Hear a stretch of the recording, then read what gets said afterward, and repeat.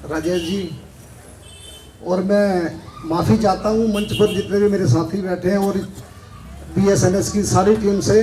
मेरे पास सूचना थी इस प्रोग्राम में आने की, मेरा एक प्रोग्राम ऑलरेडी लगा हुआ था और जब मैं उस प्रोग्राम को करके आया तो थोड़ा मेरे दिमाग से बात फिसल गई। थोड़ा सा कारोबार, एक छोटी सी दुकान करियाने की मेरी चल रही है, मैं वहाँ बैठ गया।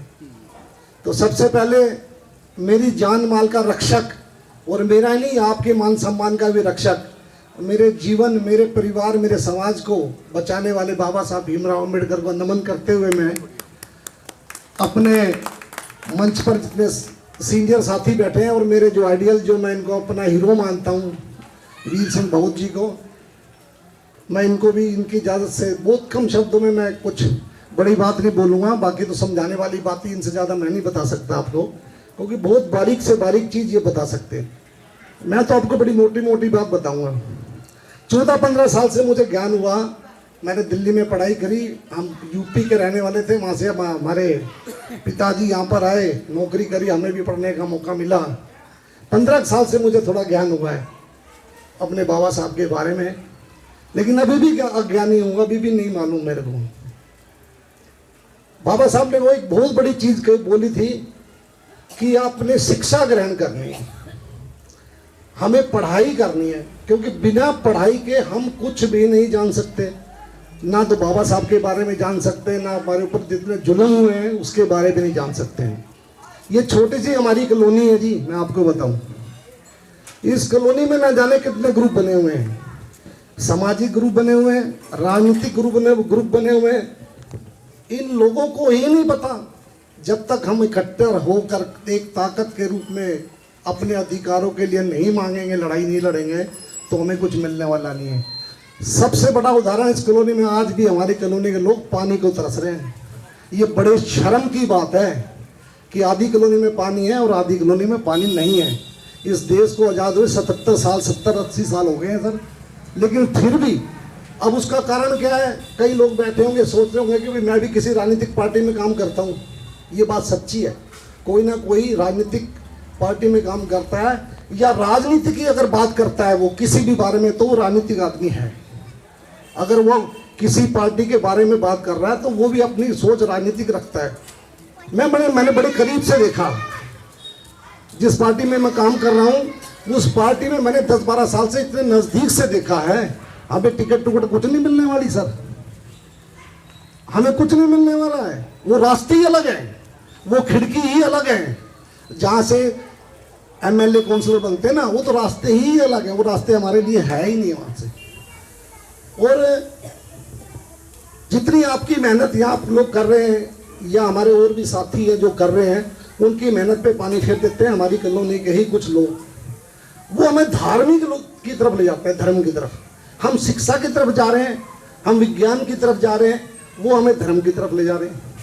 इससे बड़ी बात क्या हमारे लिए शर्म की बात हो सकती है कि जितनी आप मेहनत करके जाते हो, आज आपने जितने लोगों का ब्रेन वॉश यहाँ किया, 10 आदमी का, 5 आदमी का, वो महीने के बाद पता लगता है वो मंदिरों के चक्कर काट रहे हैं।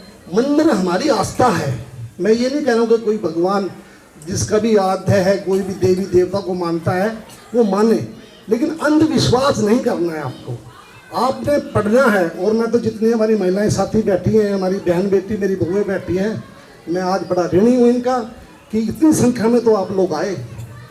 इतनी संख्या में आपका आना भी बहुत बड़ी बात है हमारे लिए, वरना हमारी कॉलोनी में तो महिलाएं होती ही नहीं हैं।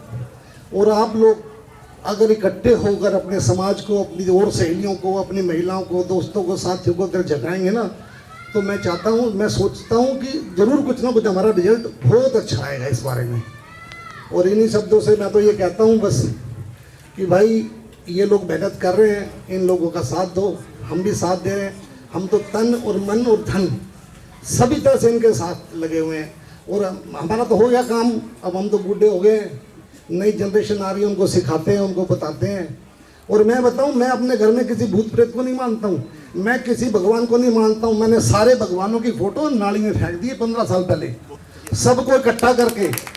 और मेरे को बाबा साहब खुद सपने में आए थे, सर बहुत साहब, जब मैंने आपको सुनता था मैं जब, तो एक दिन मेरे बाबा साहब मेरे सपने में आ गए, मेरे को उन्होंने लात मारी, कहते ये क्या हो रहा है तेरे घर में? मैं डर गया, मैंने कहा जी क्या हुआ? कह रहे कुछ नहीं होने वाला, इनको बाहर फेंक, मैं बैठा हूँ। और मैं धर्म से बता रहा हूँ, हम किसी देवी देवताओं को नहीं मानते, हम तो अपने घर के देवताओं को भी नहीं मानते, वो कुछ नहीं बिगाड़ने वाले। अगर किसी का कुछ बिगड़ जाए तो बता देना, बाबा साहब का नाम लेके सो जाया करो रात को। मैं आपको बता रहा हूँ, धर्म से बता रहा हूँ, आप मानो इस बात को। उस पैसे को बचाओ जो आप मंदिरों में देवी देवताओं में हो, जो अपनी कढ़ाई बोतल पूजा भेंट पूजा करते हैं, उस पैसे को बचाओ। वो बच्चों की किताबें दिलवाओ, किसी बच्चे की फीस दो, आप किसी बच्चे को स्टेशनरी लेके दो।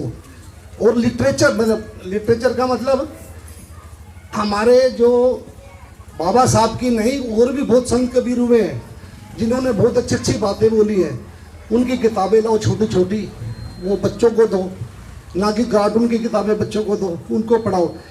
आप पढ़ाओगे ना, मैं यकीन बताता हूँ आपको, वो बच्चा जरूर उस बात पे ज्ञान करेगा।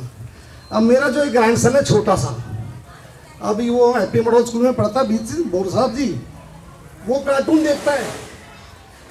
आजकल आपको पता है यूट्यूब पे बहुत सारी चीज़ें चल रही हैं। वो एक दिन मेरे से पूछता कि भाई ये जय श्री राम, वो बोला। मैंने कहा बेटा जय श्री राम नहीं है, ये कार्टून है। मैं कहा ये माता नहीं है, कार्टून है, जैसे आप ड्राइंग बनाते हो ना, ये है कुछ नहीं। मैंने उसके दिमाग में ऐसी बातें भर दी है कि उनको भूल गया है। तो इन्हीं बातों से समय काफ़ी हो गया। मैंने तो अपनी बात बताई, मैंने कोई आपको ना कोई राजनीतिक बात नहीं बताई है, और समाज के लिए जो भी बात बताएंगे हमारे बहुत सब बताएंगे। इन्हीं शब्दों से मैं आपसे विदा करता हूँ। जय भीम, जय भारत। धन्यवाद डॉक्टर साहब। हमारे अगले साथी मुकेश चंदेलिया जी, जो कि हमारे बहुत पुराने साथी हैं और इस आंदोलन से हमारे साथ दिन रात आज भी संघर्ष कर रहे हैं। मैं उनको, वो कोई परिचय के मोहताज नहीं है।